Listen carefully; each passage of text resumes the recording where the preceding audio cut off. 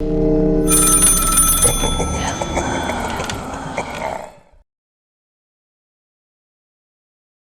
तक आपने देखा कि मनन चौधरी ने अपने घर में कुछ ऐसा देखा है कि उसकी आंखें फटी की फटी रह जाती है। डर के कारण वो अपने नौकरों के सामने भी कुछ नहीं बोल पाता।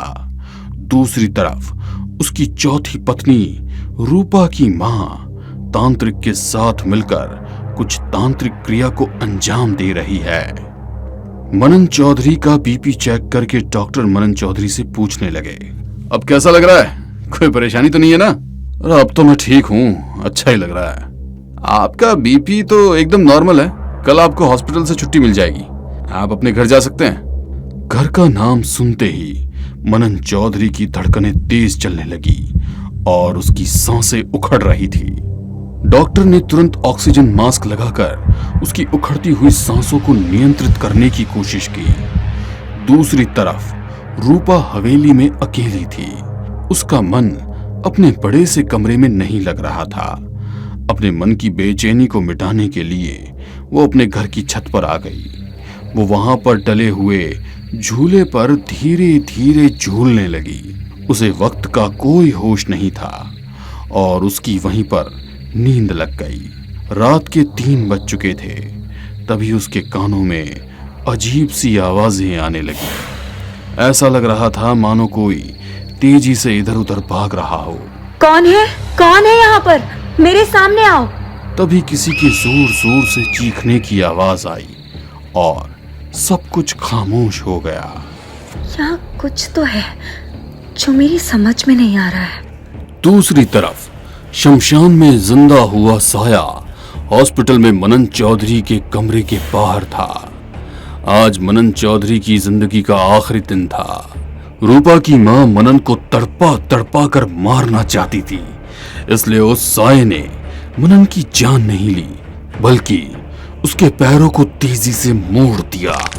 फिर उसे उठाया और उसे रीढ़ की हड्डी की जगह से कुछ इस तरह मोड़ दिया कि उसके शरीर के अंदर ही ब्लीडिंग शुरू हो गई। दर्द की वजह से वो जोरों से चीख रहा था, कोई है?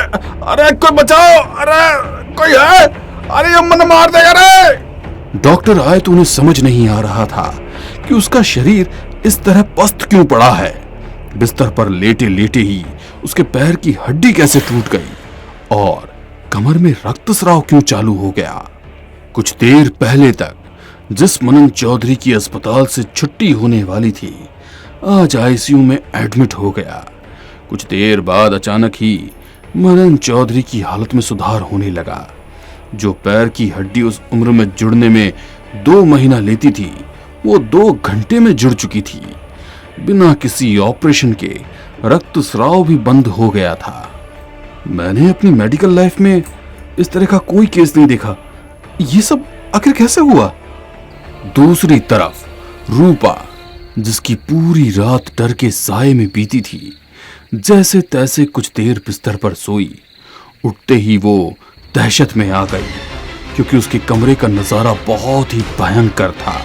उसके श्रृंगार टेबल का पूरा सामान जमीन पर बिखरा हुआ था। जैसे ही वो उठी, कांच में एक साया था। यहाँ से चली जाओ, मेरी तुमसे कोई दुश्मनी नहीं है। मुझे चौधरी जी से बदला लेना है। ये सुन उसे कुछ समझ नहीं आया कि अब वो क्या करे। अपने सर पर आया हुआ पसीना साफ करने के लिए अपनी साड़ी का पल्लू पकड़ने लगी तो पूरी साड़ी हर जगह से फटी हुई थी। ये देख उसकी चीख निकल गई। उसने तुरंत अपनी अलमारी को खोलकर देखा। उसके सारे कपड़े बिखरे हुए थे और जगह जगह से कटे फटे थे। यहाँ सब क्या हो रहा है? जब से इस घर में आई हूँ कुछ भी सही नहीं है। क्या करूँ? इस चेतावनी को मान लूं और यहाँ से चली जाऊं? कल रात वाली आवाज उसे दोबारा आने लगी। ऐसा लग रहा था कि उसकी हालत देखकर कोई मंद मंद मुस्कुरा रहा है। उसने अपनी माँ को फोन लगाया। माँ, यहाँ कोई मेरा नाम पुकार रहा है। मैं पागलों की तरह पूरे घर में ढूंढती रही, मगर मुझे कोई नजर नहीं आया। मुझे समझ में नहीं आ रहा है कि मैं क्या। माँ हैरान थी, क्योंकि उसने तो मनन को मारने के लिए शैतान को बुलाया था।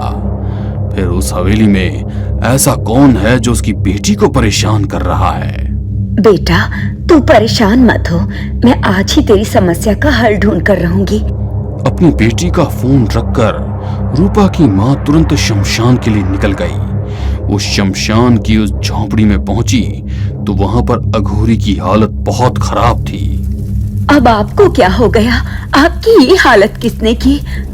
मैंने पहले भी कहा था, मारक प्रयोग विधि यदि लौटती है तो प्रयोग करने वाले को ही तकलीफ देती है। मनन के सर पर किसी का सरमाया तो है जो वो इस शैतान से बच गया। उसे तड़प तड़प कर मारना था, मगर तड़पना तो बहुत दूर की बात है, वो पूरी तरह से ठीक हो गया। ये कैसे मुमकिन है?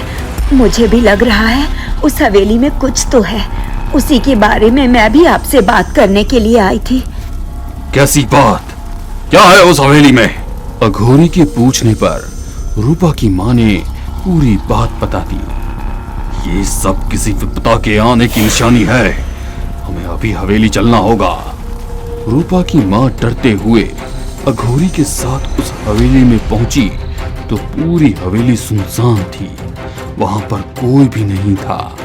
रूपा की माँ परेशान होकर रूपा को पूरे घर में ढूंढ रही थी। जैसे ही वो उसे ढूंढती हुए उसके कमरे में पहुंची तो उनकी चीख निकल गई। रूपा बिस्तर पर बेहोश थी, उसके शरीर पर जगह जगह कट के निशान थे, उसके आसपास खून ही खून फैला हुआ था। अघोरी ये देख गुस्से में बोला, कौन हो तुम और तुम्हारी परेशानी क्या है? इस तरह रूपा के पीछे क्यों पड़ी हो? उसने तुम्हारा क्या बिगाड़ा है?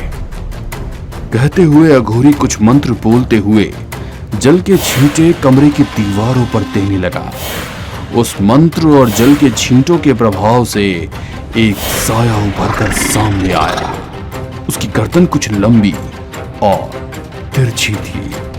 ऐसा लग रहा था कि मानो किसी ने उसकी गर्दन को खींचकर लंबा कर दिया हो। उसका पूरा शरीर सड़ा गला था और उसकी उपस्थिति से पूरे कमरे में बहुत दुर्गंध आ रही थी। मैं मनन चौधरी की तीसरी पत्नी हूँ। उससे मैंने पहले भी कहा था कि तुम यहाँ से चली जाओ, मगर उसने मेरी बात नहीं सुनी और आज तो इसने हद ही पार कर दी। वो मनन चौधरी की सलामती के लिए पूजा कर रही थी। अब उससे मुझसे कोई नहीं बचा सकता। तुझे क्या लगता है मनन चौधरी का तू कुछ बिगाड़ सकती है? मेरे होते हुए तू उसका कुछ नहीं बिगाड़ सकती। अघोरी की बातें सुनकर वो साया जोर जोर से हंसने लगा। तुझे क्या लगता है हॉस्पिटल में मनन को किसने बचाया था? तू तो उसे कल ही मार देता, मगर वो मेरा शिकार है, इसीलिए आज तक जिंदा है। मुझे लगता था वो मुझसे प्यार करता था, मगर वो मेरी ही गलतफहमी थी। उसने मुझे मरवाया था, मुझे मरवाकर चौथी शादी भी कर ली और मैं उससे बदला लेकर ही रहूंगी और मुझे कोई नहीं रोक सकता। उसकी बातें सुनकर रूपा और उसकी माँ दोनों डरने लगी। उन्हें कुछ समझ नहीं आ रहा था। तुझे क्या लगता है उसे मार कर तू बच जाएगी? मैं उसे भी मार दूंगा और तुझे अपना गुलाम बनाकर छोड़ूंगा। जो आत्माएं मृत्यु के बाद भटकती हैं, वो हम तांत्रिकों के लिए हमारे कार्य सिद्ध करने का कार्य करती है। कहते हुए अघोरी ने अपनी झोली से एक बोतल निकाली और मंत्र जाप करते हुए उसे अपने वश में करने की कोशिश करने लगा, मगर वो आत्मा उसकी सोच से भी ज्यादा ताकतवर थी और वो उसके वश में नहीं आई। जब तक मैं अपना बदला पूरा नहीं कर लेती, ना तो मैं मुक्त होंगी और ना ही किसी के वश में आऊंगी। ये मेरा शिकार है, यदि तूने उसे मारा तो शैतान मुझे मार देगा। यदि तूने उसका शिकार किया तो मैं भटकती रहूंगी। मेरी मुक्ति के लिए उसकी मौत जरूरी है। दोनों बातें ही कर रहे थे कि मनन चौधरी हॉस्पिटल से छुट्टी लेकर घर आ गया। अपने घर में अघोरी और रूपा की मां को देखकर नाराज होते हुए बोला, तुम लोग मेरे घर में क्या कर रहे हो? किसने इजाजत दी है यहाँ पर आने की? हम लोग यहाँ पर तेरी रक्षा के लिए आए हैं। तेरी तीसरी पत्नी की आत्मा तेरी मृत्यु का कारण बनेगी। वो तो मुझे पहले ही दिख चुका था। मुझे पता है मेरी मौत निश्चित है। अघोरी मनन चौधरी को बचा पाता उसके पहले ही उस आत्मा ने मनन का सर धड़ से अलग कर दिया। अघोरी ने जो शैतान सिद्ध किया था अपने शिकार के चले जाने से नाराज हो गया और उसने रूपा की मां और अघोरी दोनों को मार दिया। रूपा को पहले ही अपने पिता से नफरत थी। अपनी मां के मरने के बाद वो इस दुनिया में अकेली रह चुकी थी। मनन चौधरी की पत्नी होने के नाते मनन चौधरी की पूरी जायदाद पर उसका हक था। उसने एक एनजीओ की स्थापना की और कम उम्र में लड़कियों की शादी होने से रोकी।